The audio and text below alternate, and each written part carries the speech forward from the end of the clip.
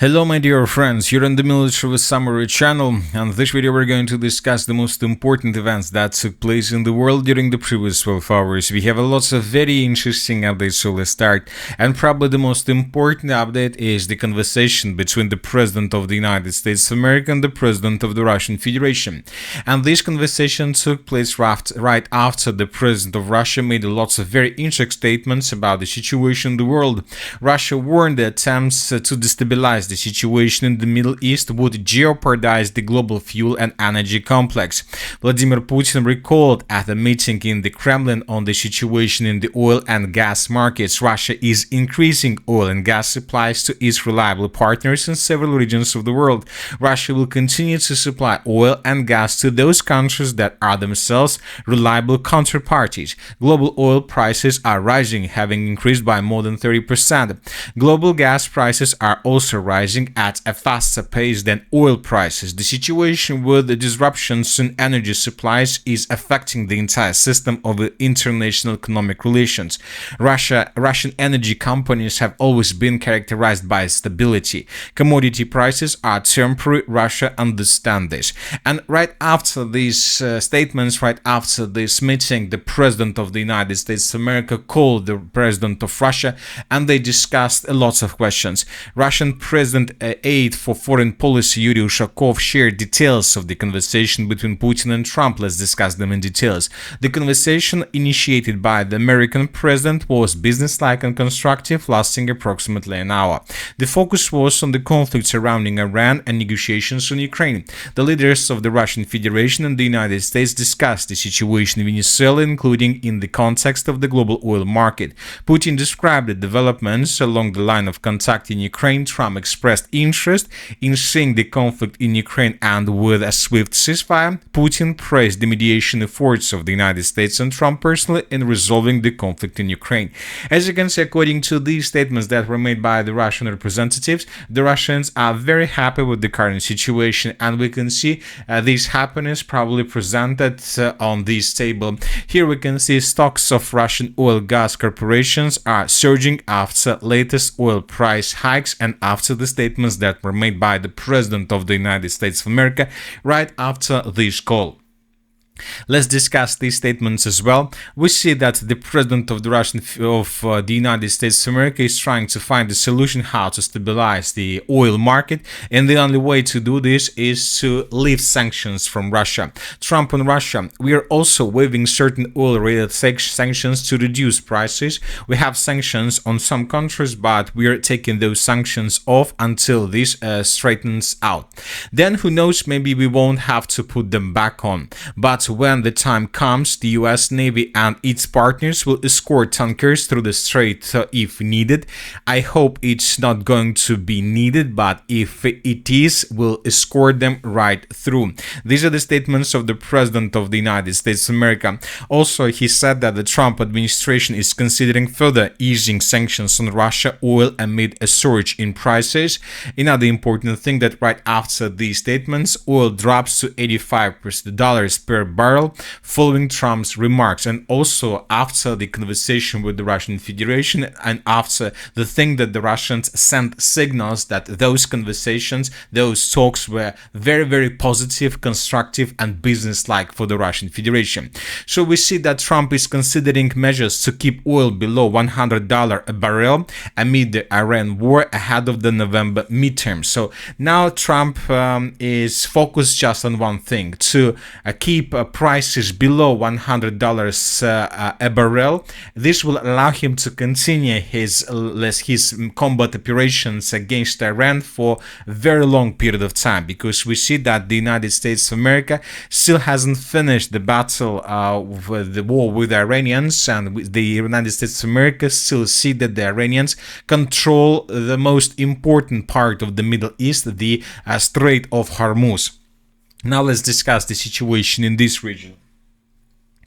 This video shows us the previous 24 hours, the previous situation during the previous 24 hours in the area of the Strait of Hormuz. As you can see, another day without any chances for any vessel or any tanker to cross the Strait of Hormuz, because this territory is under complete control of the Iranian forces. Another important thing, that's the only vessels that are crossing the Hormuz Strait are Chinese and Iranian tankers. The strait has not been reopened, nor did any ship captain follow US President Donald Trump's call to cross the strait.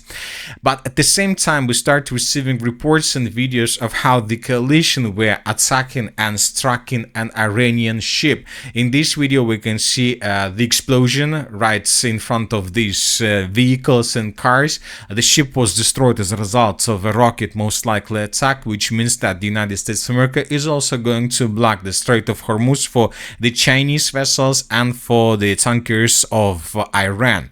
At the same time, today we received two very important statements made by the Iranian authorities. Let's discuss them in details. The Iranians stated that Iran says any Arab or European country that expels the ambassadors of Israel and the United States from its territory will, starting tomorrow, have full authority and freedom to pass through the Strait of Hormuz. And this is a very important statement made by the Iranians. The second one is that Tehran is ready for de-escalation in the Middle East if neighboring countries stop using it to attack Iran. So as you can see, the Iranians proposed two options or three options for the Middle East states.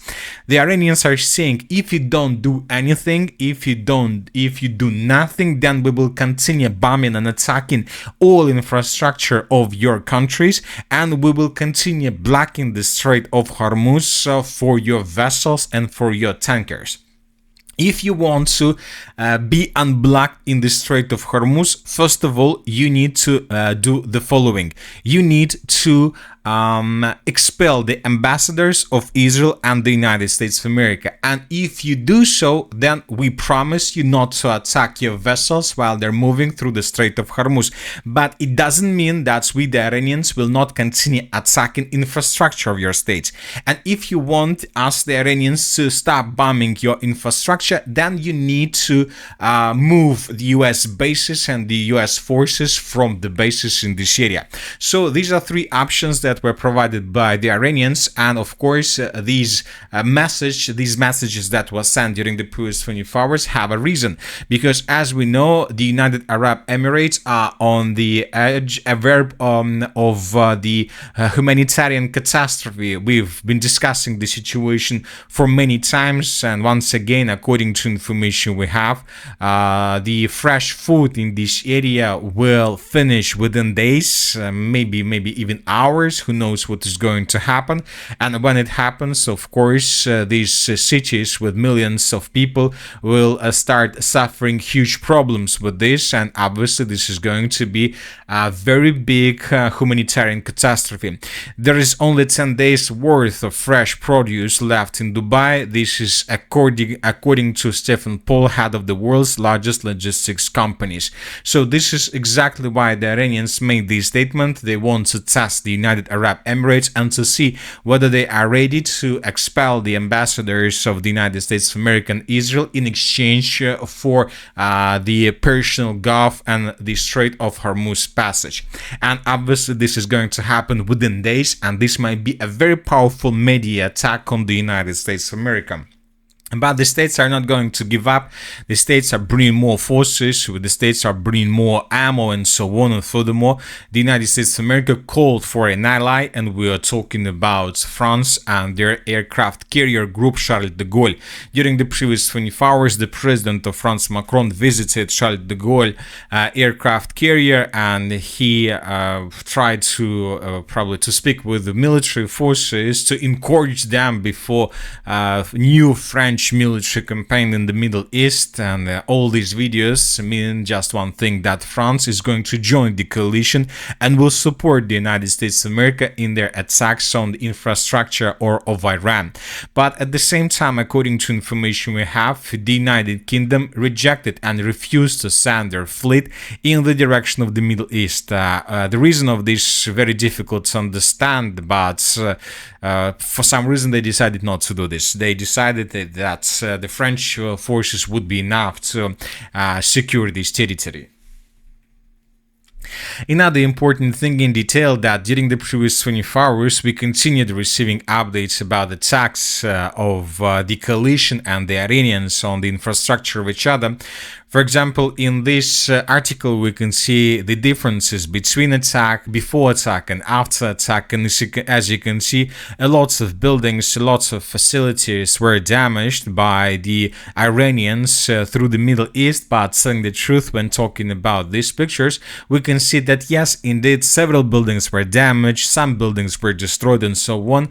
But if we compare these pictures with the videos and information that was published by the US authorities, we will see huge changes, huge differences. For example, this is the situation in the area of the city by the name of Isfahan in its southern part, and as you can see, the entire block, the entire micro-district, industrial micro-district, was completely reduced to ruins as a result of attacks carried out by the coalition. It seems that the ratio of missiles and drones being used by the coalitions and by Iranians is 10-1 or maybe 20-1.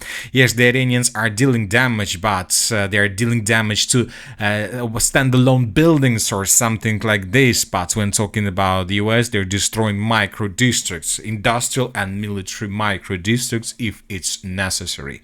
So this is the situation in this area, and probably the final and the most important question about the situation in the Middle East: where is the Prime Minister of Israel, Benjamin Netanyahu? According to information we haven't seen him for 3 days in a row. Now let's move to Ukraine. During the previous 24 hours, we received lots of interesting updates. The president of Ukraine, Zelensky, understands the situation is critical. The Ukrainian delegation is indeed preparing for tomorrow's trip to Istanbul, where the negotiations between Ukraine, the United States of America and Russia are set to resume. But according to information we have, the meeting was postponed. The meeting between Russia, Ukraine and the United States, scheduled for this week, has been postponed due to military action in Iran, according to Zelensky. According to the president, Ukraine is ready to meet at any time in any format that could help resolve the conflict. So as you can see, the Ukrainians understand that the situation is difficult and it's time to weigh how to announce ceasefire or something like this, because now the sanctions would be lifted from the Russian Federation and Russia will be able to earn lots of money by the end of the 2026 most likely, and this money could be enough for the Russians to finance the conflict on the territory of Ukraine for the next 1, 2 or even 3 years, who knows. So we see that I don't see that Zelensky is so optimistic, because he was promised to receive 90 billion euro loan from the European countries, but due to the problems and the conflict with Slovakia and Hungary, we see that Ukraine still hasn't received this loan. The only thing Zelensky needs to do is to reopen the Druzhba pipeline, but if it happens, then Russia will get even more money than Zelensky with this loan. Now let's discuss the situation on the ground. During the previous 24 hours, during the previous night, the Russians continued attacking objects of energy infrastructure of Ukraine through the entire territory of Ukraine.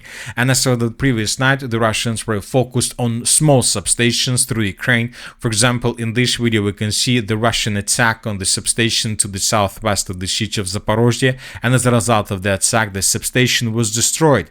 Another substation was damaged and destroyed in the area of the city of Kharkiv that connects the city of Kharkiv itself with the western part and the central part of Ukraine. The Russians were attacking this territory during the previous days, and during the previous night the Russians repeated these attacks, and most likely Russians will continue doing this. So in this video we can see the substation that was attacked to the west of the city of Kharkiv. The Ukrainians managed to stabilize the situation, but today the Russians repeated attack as of the morning of the 10th of March. The video video still hasn't been uploaded, but we will discuss this in coming hours. Another substation was attacked to the south of the city of Sumy. Small substations, you can see now the Russians are focused on these small substations. Also, the Russians attacked the railway station of the city of Sumy with the purpose to reduce Ukraine's logistic possibilities. Today, several sources familiar with the situation reported that despite the fact that currently we don't see lots of changes on the ground, we don't see major Russian offensives, today several sources confirmed that the preparation before the spring-summer offensive operation are still ongoing, and that this offensive operation from the Russian side is obviously going to take place. Now let's discuss the situation in the Zaporozhye direction, where the Russians continue tightening the news around the city of Orekhov and the Orekhov agglomeration. During the previous video, 24 hours, we received this video where we can see how Russians attacked the dam and the bridge in the area of the city of Orekhov between Orekhov and Preobrazhenka, trying to cut the Ukraine's logistic. It seems that the Russians are planning to intensify their attempts to attack the city of Orekhov from the south. From the same time, the Russians are moving further from the east in the western direction towards the settlement of Gulyai-Polskaya. Here we can see also several episodes from the same video of how Russians were attacking this territory. But as of the changes on the ground during the previous 24 hours, we haven't received anything special, no changes more precisely. As for the Dnipropetrovsk direction, we've been talking a lot about this area during the previous days. As we discussed, the Russians since the beginning of March of 2026 improved their position significantly in this area around the settlements of Novopidgorodny, Grishina, and so on. And today we received changes in the eastern part of the settlement of Novopavlovka. In this video, we can see how Ukrainians were attacking positions of the armed force of the Russian Federation through the and along the over the eastern parts of the settlement of Novopavlovka, which means that most likely the Russians managed to establish complete control over the fields outside of the settlement of Novopavlovka, and the Russians approached the settlement of Novopavlovka from many sides, and the Dnipropetrovsk offensive operation continues. As for the settlement of Grishina, as you can see, we have changes as well. These are the changes between the dates. The Russians improved their positions physically in the central part of the settlement by establishing control over very important positions, former Ukrainian positions in this area. And these videos and these episodes confirm that the Russians are keeping advancing with the purpose to establish complete control over the settlement. The Ukrainians most likely still have some presence in this area, and the Ukrainians have probably still strong control over the territory with FPV drones. And when they discovered the progress and the movements of Russians, the Ukrainians began bombing and attacking them with FPV drones. As for the Konstantinovka direction, during the previous 24 hours, during the previous days, the Russians made an attempt to carry out reconnaissance operation over the city of Drushkovka, trying to understand the Ukrainians' manpower capabilities and their positions and so on. The Ukrainians, as you can see, destroyed lots of drones of the armed force of the Russian Federation. At the same time, the Russians continue pushing in the southern and the eastern parts of the city. The Russians destroyed the second dam in this area, trying to cut the Ukrainian logistic and to improve their positions through the city limits, but as you can see, another day brought us no changes on the ground. As for the Slaviansk direction, small changes were recorded around the settlement of Golubovka. I would like to remind you that just yesterday the Russians reported that they managed to capture the territory, and today we received the report that the Russians are keeping advancing further in the direction of the Seversky Donetsk-Donbass Canal. And that's it for today. The Military Summary channel reminds we condemn any violence in the world. Thank you for watching, subscribe to my channel, put your likes, join my Patreon, and have a good day. Bye bye.